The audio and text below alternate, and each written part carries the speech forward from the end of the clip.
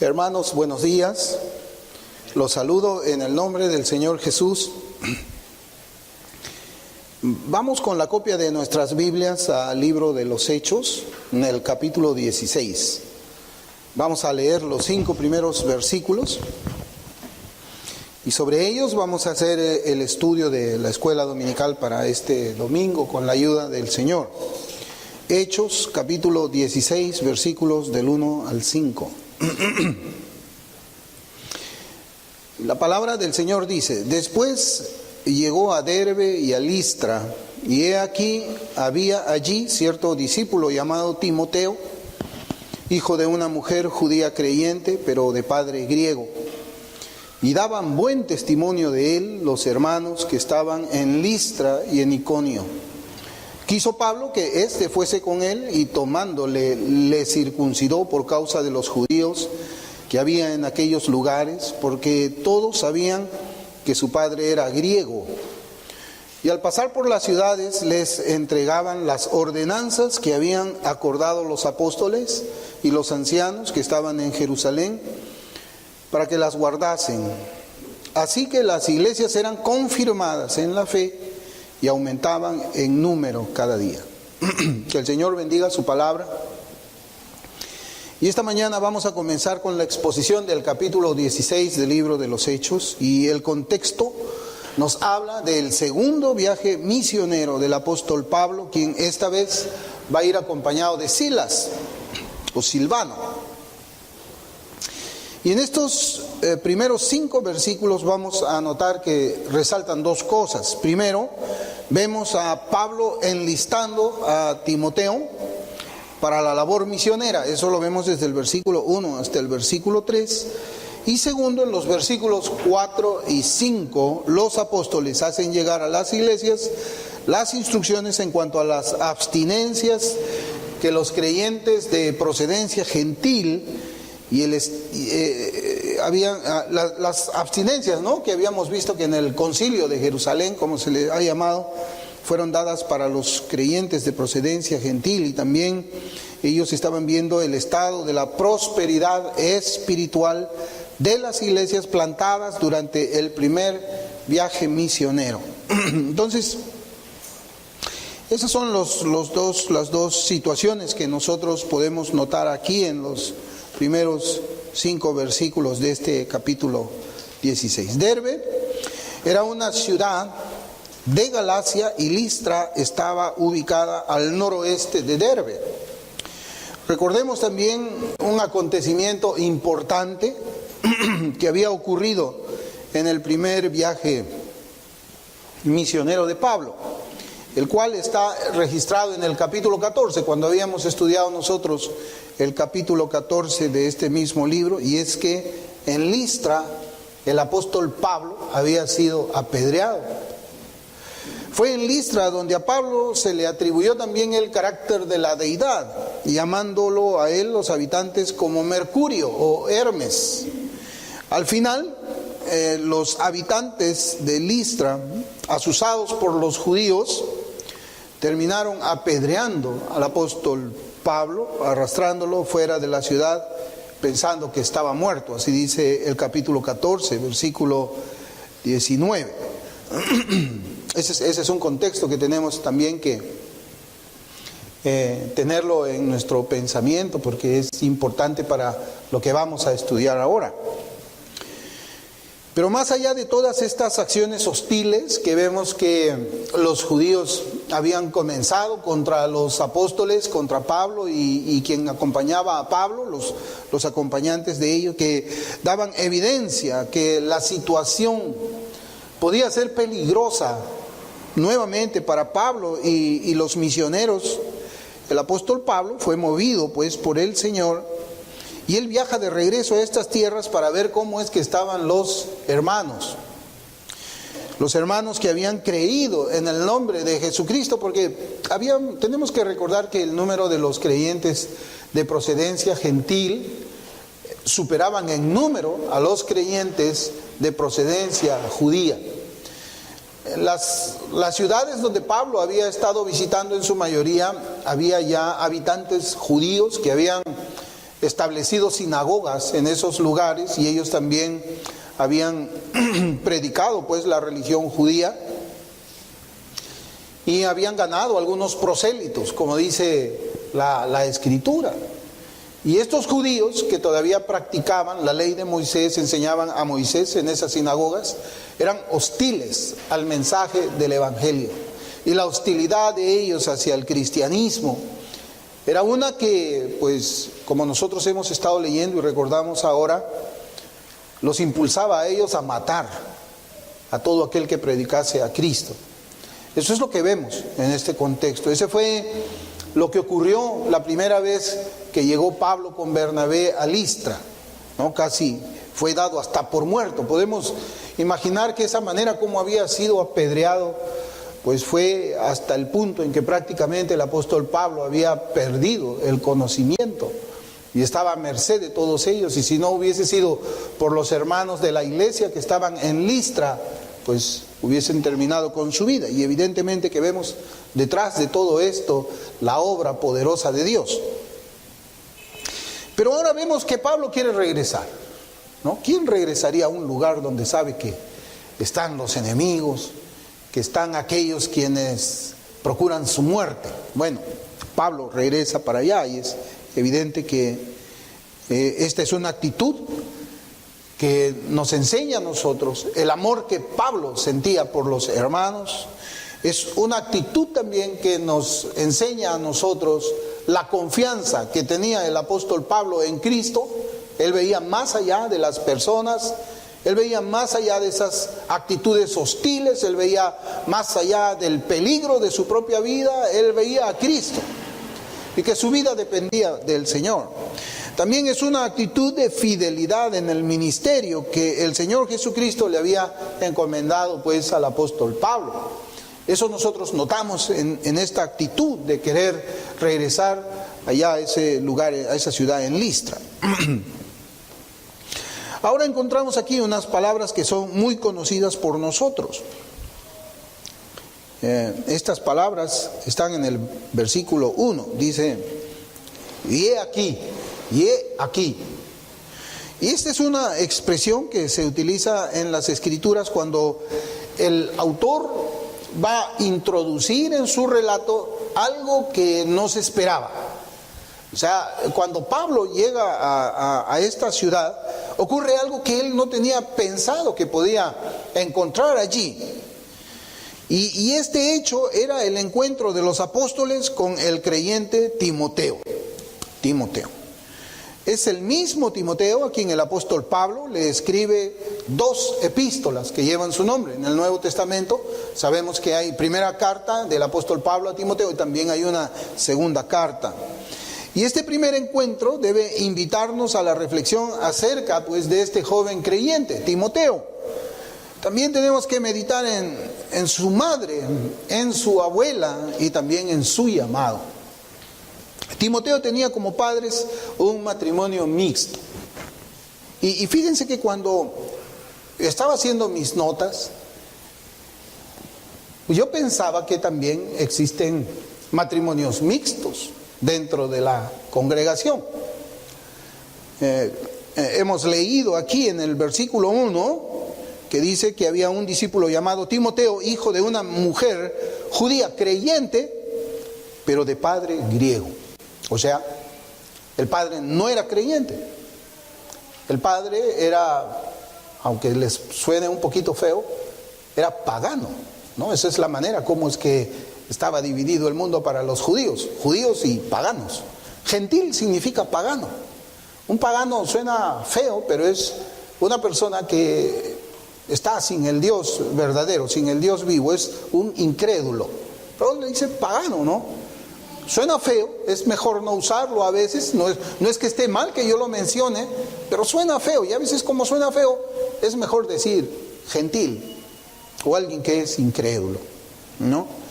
Él tenía pues un padre que es gentil, y estas eran expresiones para referirse a una persona que se encontraba sin Dios por el mundo.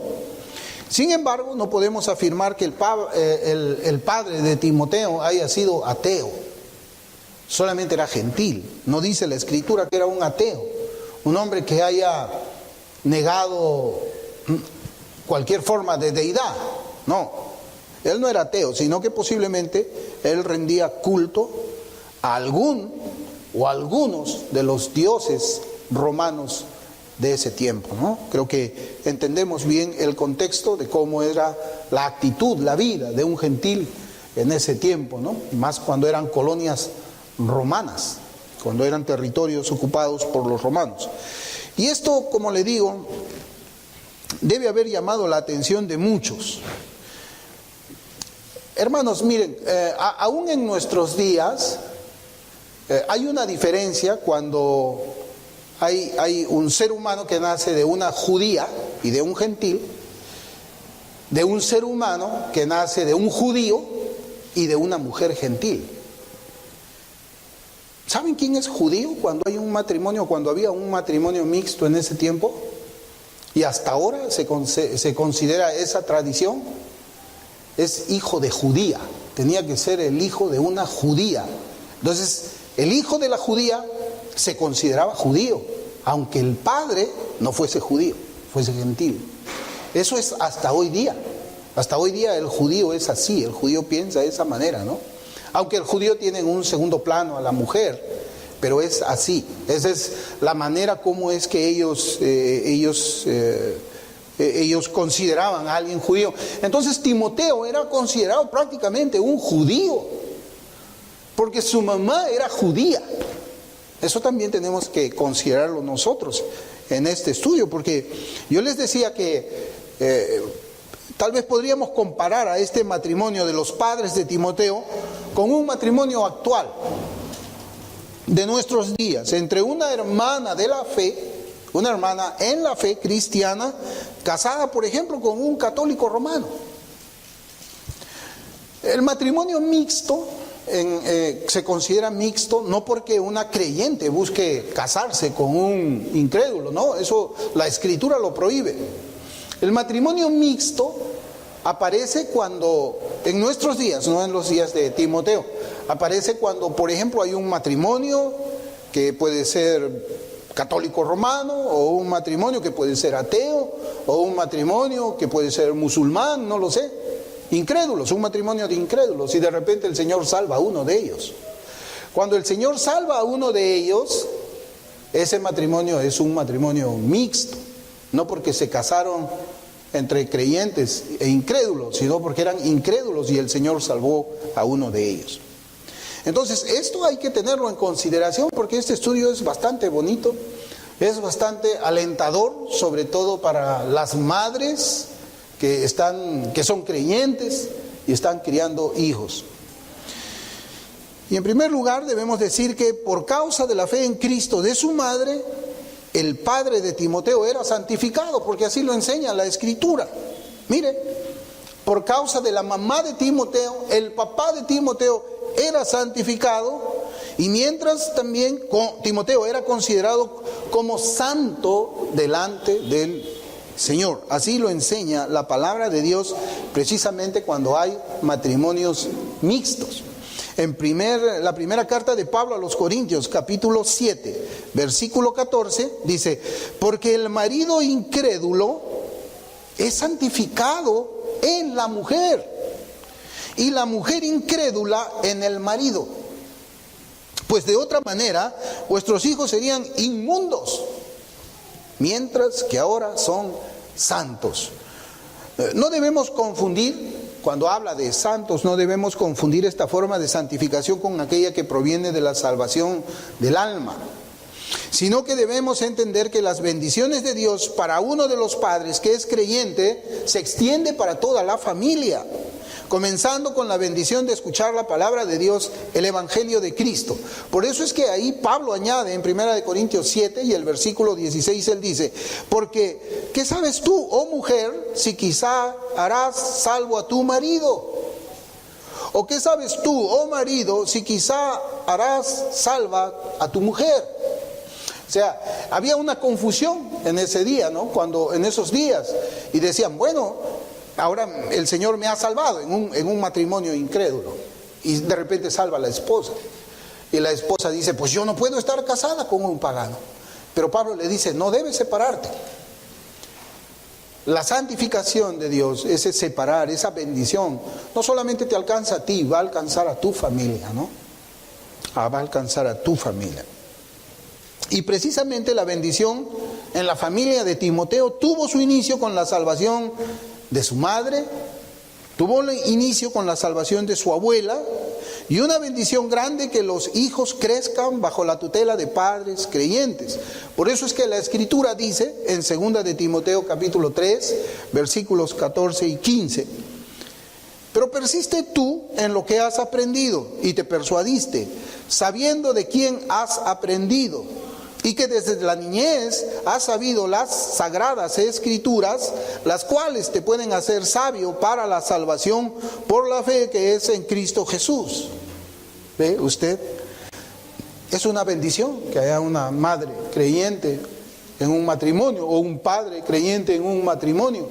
Esa bendición se traslada a los hijos. Cuando nosotros hablamos de santidad, la santidad no necesariamente es para personas. Acuérdense, por ejemplo, cuando Moisés estaba viendo la zarza que ardía ahí en el Sinaí, él se acerca y el Señor inmediatamente le dice a Moisés que se quite las sandalias, porque el suelo que él estaba pisando era ¿qué?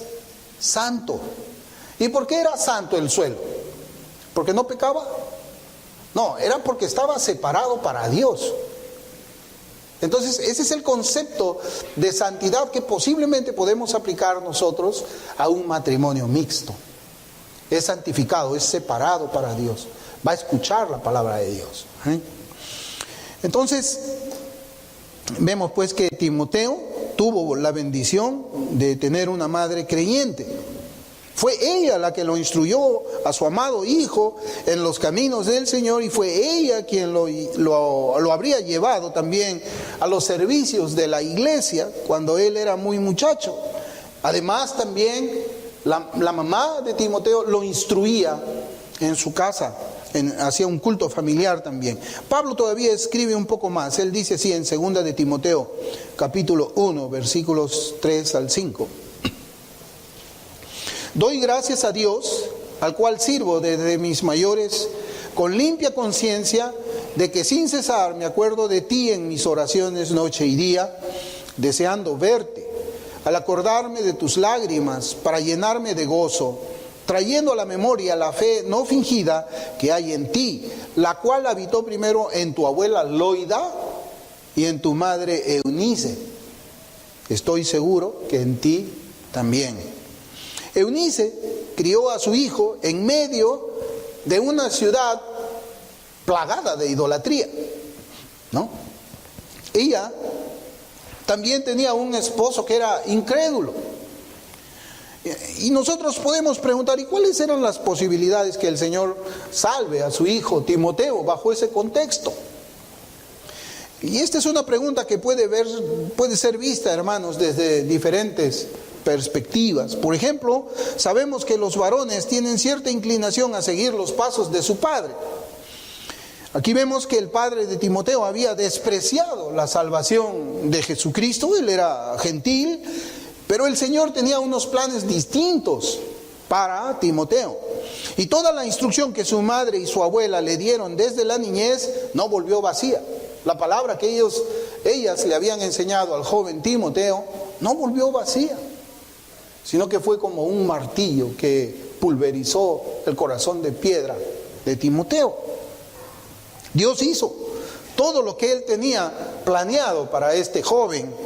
Recordemos, por ejemplo, este pasaje en Romanos 10, 17. Así que la fe es por el oír y el oír por la palabra de Dios. Nadie puede ser salvo si es que no escucha el Evangelio. Y como padres debemos predicar a nuestros hijos la necesidad de la salvación en Cristo Jesús. Timoteo significa honrado por Dios, o también puede traducirse como amado por Dios.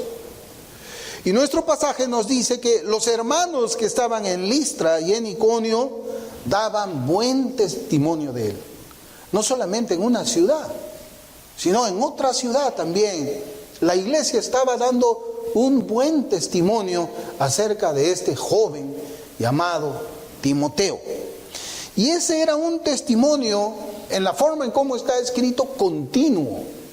Un testimonio continuo que este joven hermano en la fe daba en esas dos ciudades. Y es importante que la Biblia, hermanos, mencione a estas dos ciudades y no solamente a la ciudad natal de Timoteo, que era Listra, sino que también en Derbe su vida testificaba que era un creyente verdadero cuyo caminar se caracterizaba por la verdad, la honestidad, la integridad, sino que también las iglesias vieron en él los dones dados por el Espíritu Santo, los cuales lo calificaban para la obra del ministerio. En dos ciudades, los cristianos estaban viendo el testimonio de este muchacho llamado Timoteo. Y es que la iglesia debía aprobar el carácter y los conocimientos del candidato al ministerio de una manera muy precavida, de tal forma que no sean impuestas las manos con ligereza. Y esto nos enseña que cuando Dios llama a un hombre al ministerio, las señales y los dones para esa obra se hacen evidentes en la iglesia. Esa es la otra parte que vemos cuando el versículo correspondiente en el capítulo 16 nos habla del buen testimonio de Timoteo. Yo digo, ¿cómo habrá sido el corazón de su madre ver a su hijo así? Crecer en la gracia de esa manera. Cuánta alegría, cuánta felicidad, ¿verdad? Que tú comiences instruyendo a un muchacho, a un pequeñito, y lo ves crecer, y ves cómo, a pesar de que estás viviendo en un ambiente que es hostil al Evangelio, a pesar que vives en un lugar donde la idolatría abunda, a pesar que vives aún con un esposo que es incrédulo, que tenía costumbres paganas, la gracia de Dios fue para este muchacho. Todo el esfuerzo que hizo su abuela y su madre, toda esa dedicación en enseñarles acerca de Cristo el Salvador, Dios lo usó. Y no solamente salvó a Timoteo, sino que lo convirtió en un hombre dotado de dones espirituales para que pueda ejercer el ministerio, y fue llamado también para el pastorado, precisamente en tiempos en que la iglesia estaba expandiéndose en medio de la persecución.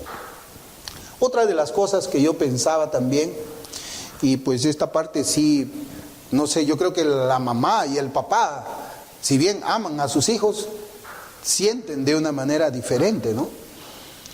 La Biblia no nos dice que en ese apedreamiento que le habían hecho a Pablo en Listra, acuérdense que Listra es la ciudad natal de Timoteo, y que Pablo en Listra fue apedreado, fue abuchado, fue prácticamente matado. Y de repente Pablo lo llama a Timoteo. Ese hombre que en esa ciudad, seguramente algunos recordaban que había sido apedreado hasta morir, ahora ve que está tomando a Timoteo. ¿Y qué habrá sentido el corazón de su mamá? ¿Qué sentiría su mamá cuando ve que Pablo, ese hombre que era el objeto del odio de muchos, está diciendo, me lo voy a llevar a tu hijo? Eunice, me voy a llevar a tu hijo. La mamá puede haber dicho, pero Pablo, es muy peligroso ir a predicar el evangelio, déjamelo acá, yo amo a mi hijo, yo lo quiero mucho. Si él va contigo va a estar expuesto a la muerte. Yo he visto, Pablo, cómo te han casi matado, yo no quiero que lo apedreen a mi hijo. ¿Qué diría una mamá? Usted como mamá, ¿qué diría? Porque yo les digo, es distinto cómo piensa un varón a cómo piensa una madre, ¿no? Cómo piensa un padre. La mamá es posiblemente más protectora, ¿no? El padre no es tan protector de repente. El padre, para enseñar a nadar a su hijo, de repente lo lleva al muelle y ya lánzate al agua y aprende ahí, ¿no? Y la mamá dirá, ¿pero qué estás haciendo? ¿Cómo le enseñas de esa manera? Es más protectora. Pero la Biblia no dice, hermanos, la Biblia no dice que la mamá de Timoteo ni siquiera tuvo temor de que su hijo vaya al ministerio con el gran apóstol Pablo, con el famoso apóstol Pablo, famoso porque era apedreado. Pero bueno, así es, ¿no? Hace 2 semanas estábamos también nosotros estudiando pues acerca de los conflictos entre los creyentes de procedencia judía con los creyentes de procedencia griega, y el asunto Eran pues los judaizantes que querían obligar a los creyentes gentiles a circuncidarse y a guardar toda la ley de Moisés. Y concluimos que las escrituras de una forma transitoria mandaron a los creyentes gentiles que se abstengan de ciertas comidas por causa de la conciencia de los creyentes judíos, pero en ninguna manera debían ellos circuncidarse. ¿Recuerdan ustedes? Ahora vemos que el apóstol Pablo circuncida a Timoteo. Primero vemos en el capítulo 15, no los vamos a circuncidar. No, creyentes gentiles, ustedes no tienen que circuncidarse. Acá están las 4 abstenciones. Pero ahora llega a Listra y comienza a dar ese reporte a las iglesias, y las iglesias ven, wow, ahora Pablo dice que no hay que circuncidarse, pero mira, lo está tomando a Timoteo y lo va a circuncidar. ¿Qué pasó? ¿Qué pasó allí? Bueno, hay que ver las razones. Lo primero que debemos observar es que las escrituras nos lo dicen de una manera muy clara. Dice, Pablo circuncidó a Timoteo por causa de los judíos. Por causa de los judíos. Y el versículo todavía nos dice más. Porque los judíos sabían que su madre era judía y que su padre era gentil. Entonces, ahora recuerde usted lo que yo les había comentado al inicio. Timoteo era considerado judío porque su mamá era judía. Si su padre hubiera sido judío y la mamá hubiera sido gentil, yo creo que las cosas posiblemente hubieran sido un poco diferentes. Pero no, la escritura nos dice, porque los judíos sabían que su madre era judía y que su padre era gentil. Es la primera razón por la cual él circuncida a Timoteo. Y en segundo lugar, debemos observar que Timoteo era candidato al ministerio. Candidato al ministerio.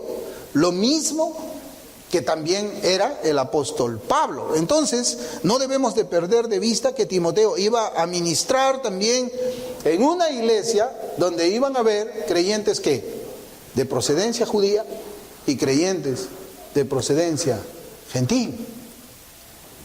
Y en tercer lugar, siendo Timoteo hijo de una judía, lo cual lo hacía a él verdaderamente judío, él podía también predicar en las sinagogas de los judíos, como lo hacía Pablo, siempre y cuando Timoteo esté circuncidado.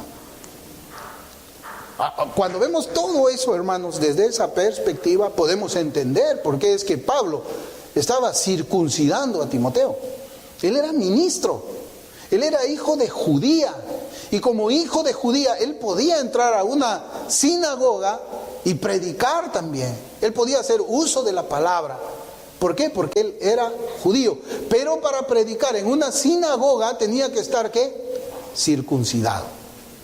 Si no estaba circuncidado, ni lo hubiesen dejado entrar siquiera a la sinagoga. Entonces, ¿qué es lo que vemos? Notamos que esta circuncisión era por causa de los judíos y por causa del ministerio de predicación del pastor Timoteo. Sin embargo, la circuncisión no era vista como necesaria en un creyente. Esa es la razón, hermanos. Por ejemplo, si somos invitados nosotros, yo pensaba en este ejemplo porque a veces es bueno también que tengamos ejemplos prácticos acerca de cristianos débiles de hoy día y cristianos que son más maduros hoy día. Por ejemplo, si somos invitados a predicar el evangelio en una campaña evangelística, ¿no? Nos van a invitar. Y la persona que nos invita, el hermano que nos invita, nos dice, por favor, hermano, el día que va a predicar, yo le voy a pedir que use una camisa de color entero blanca. Así te dice. ¿Y cómo responderíamos nosotros? Te están invitando a predicar el evangelio. Van a ver 200 personas.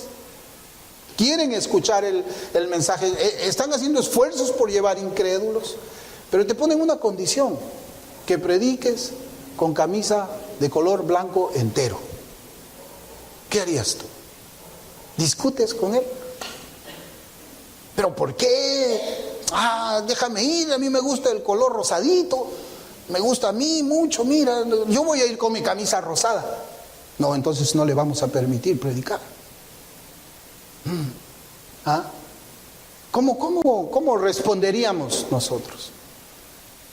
O algunos, por ejemplo, son todavía un poco más exigentes, ¿no? Cuando y comienzan a ponerte una serie de cosas que tú te das cuenta que no tienen nada que ver con la fe cristiana. Entonces tú dices, wow, es un hermano débil, él me está diciendo que tengo que predicar con una camisa blanca. Pero por causa del evangelio, yo voy con una camisa blanca. Para mí usar una camisa color blanca o una camisa color azul no le hace diferencia, pero para ellos sí. Entonces yo me pongo o uso una camisa blanca y voy a poder predicar el evangelio a 200 pecadores. Yo me hago débil por causa del débil. Yo obedezco esa instrucción para que no se me cierre la puerta de predicar el evangelio. Eso es lo que nosotros vemos aquí con Timoteo. Le dice Timoteo, tengo que circuncidarte, porque si no estás circuncidado, vas a tener ninguna posibilidad de poder predicarle a los judíos en las sinagogas. Entonces, por causa del evangelio, voy a circuncidarte para que tú no tengas ningún obstáculo de poder predicarles a ellos el evangelio de salvación. Y nosotros tenemos que actuar así, porque hermanos, muchas veces vamos a encontrarnos con hermanos sinceros, pero que son débiles y que te pueden pedir, no sé, hasta que si no predicas con corbata, mejor ni vengas. Bueno, te pones una corbata, pues ese día. Te pones una corbata. ¿Cómo responderíamos, pues, si es que viene un hermano y te dice que te pongas camisa blanca? ¿Contiendes? Es que a veces a nosotros nos gusta, es mejor perder el argumento a veces. No sé, en los negocios es así, ¿no? Algunos quieren ganar el argumento, pero pierdes al cliente, pues. Está bien, le ganaste, demostraste que eres más inteligente, pero perdiste, el cliente se te fue. ¿Qué ganancia hay ahí? ¿No es mejor perder el argumento, pero ganar al cliente? Así lo pensamos en los negocios, es mejor. A mí me conviene perder el argumento, me conviene dejarme ganar en esta partida de ajedrez, pero yo gano al cliente. Entonces, hermanos, muchas veces, por causa del evangelio y haciendo una aplicación espiritual, nos conviene, como dice Pablo en 1 Corintios 9:22, me he hecho débil a los débiles, para ganar a los débiles. A todos me he hecho de todo, para que de todos modos salve a algunos. Pero vemos que con Tito, por ejemplo, no fue lo mismo. A Tito no le circuncidó. ¿Por qué? Porque el ministerio de Tito era uno donde los hermanos eran de procedencia gentil. Tito no iba a tratar con judíos, él iba a tratar solamente con gentiles. Entonces Pablo dijo, no es necesario que le circuncidemos a Tito, pero a Timoteo sí, porque él, como judío, puede ser un instrumento de salvación para otros judíos. Y por causa de ellos vamos a acceder a la circuncisión. Gálatas capítulo 2 versículos del 3 al 5 dice, mas ni aun Tito, que estaba conmigo, con todo y ser griego, fue obligado a circuncidarse.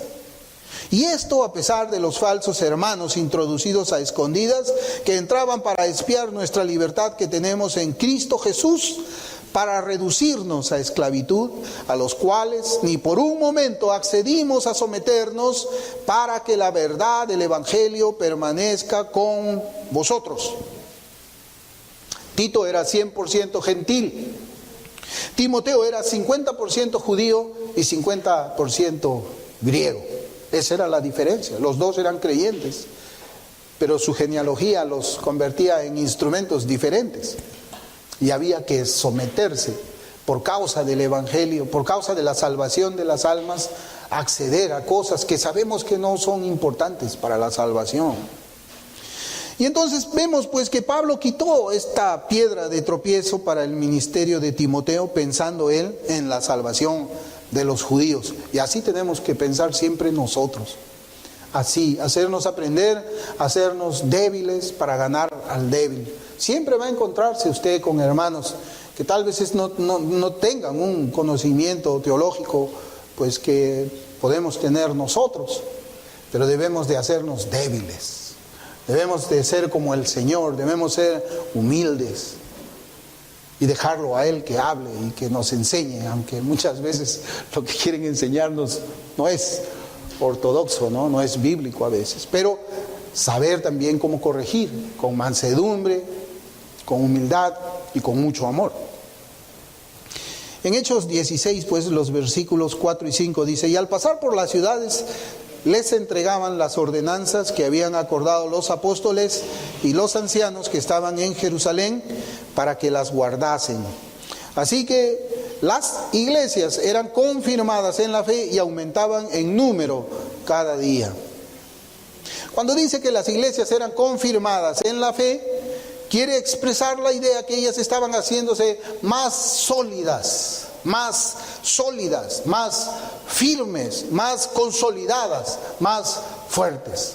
Y qué alegría de los apóstoles ver, ¿no?, a los hermanos bien cimentados en la fe, creciendo en la gracia de Cristo, siendo transformados a la imagen del Señor, creciendo en santificación, en pureza, en rectitud de vida, caminando en la verdad, como decía el apóstol Juan. Yo pienso que un pastor, un misionero, debe de regocijarse cuando ve todo eso, que los hermanos crecen. Y no debemos dudar de que ello era pues el resultado de ¿qué? De una predicación fiel, donde se exponía pues todo el consejo de Dios sin retener nada, porque ellos sabían que los creyentes habían sido preparados por Dios para la obediencia a las doctrinas del Evangelio, y que esa predicación los iba a robustecer a una vida más elevada en comparación con la moralidad secular, externa, sino que Dios ha preparado a los suyos para una vida espiritualmente enaltecida como el resultado de la predicación de la pureza del ser de Dios y de su pueblo. Una vez estaba conversando con un pastor ayer y hablábamos de cómo es que a veces son invitados algunos pastores a predicar en alguna iglesia y se hace la advertencia, ¿no?, antes que predique. Y le dice: pastor, ¿de qué va a predicar usted? ¿De qué va a tratar usted? Y bueno, ¿de qué? Bueno, voy a tratar de esto, de este pecado. Pastor, por favor, no mencione usted este pecado, porque tenemos en la congregación algunos que lo practican. Entonces, si usted va a predicar contra ese pecado, se pueden ofender. Es mejor mantener la fiesta en paz. Pero vemos que eso no es así. El creyente, cuando es salvado por Dios, es preparado espiritualmente también para poder recibir mensajes de reprobación, mensajes de amonestación, pero también mensajes de consolación, porque todo eso edifica. La palabra de Dios, nosotros cuando leemos, yo le decía, wow, cuando uno lee la palabra de Dios, parece que encontrara más amenazas que consuelos. Más amenazas. Pues estábamos hablando, el alma que pecare esa morirá. Pues, bueno, cuando uno lee eso, comienza inmediatamente a espantarse. Y por supuesto que hay consolaciones, pero pareciera que las amonestaciones son todavía... Cristo predicó más del infierno que del cielo. Y es que cuando uno es creyente, es preparado por el Señor espiritualmente para esa clase de mensaje.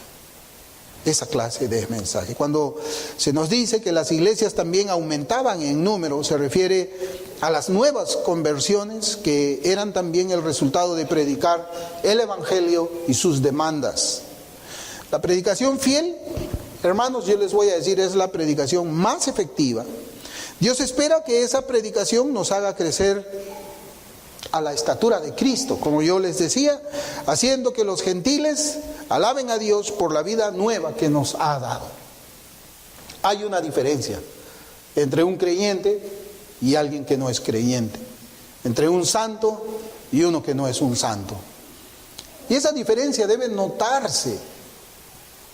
No es necesario que yo le diga a las personas, yo soy cristiano. No, ellos deben darse cuenta por tu manera de hablar, por lo que te agrada, por lo que te desagrada, por tus amistades, por lo que te gusta oír, por lo que no te gusta oír. Las personas van a notar, este es alguien diferente y te van a ver como alguien raro, porque un cristiano es raro en medio de la sociedad en que nosotros estamos viviendo. Es distinto. Algunos se van a mofar, pero otros van a quedarse asombrados de ver la obra poderosa o el poder del Evangelio de Cristo, obrando santidad en los creyentes. Hermanos, hermanas, instruyamos a nuestros hijos en los caminos del Señor. Ya hemos visto a la mamá y la abuela de Timoteo. Y las que todavía no son madres, pues también, desde ahora vayan entendiendo que es así. La Escritura lo ordena, instruir a nuestros hijos en el camino del Señor. Y que Él los salve. Y que también el Señor levante más Timoteos en nuestros días. Que sean hombres de buen testimonio, hombres que sean poderosos en palabra, y hombres que estén dispuestos aún a ir a predicar el Evangelio, aún cuando sus propias vidas se encuentren en peligro. Yo pienso que este es un mensaje muy alentador para la iglesia, para la mamá, para el papá también. Vamos a orar.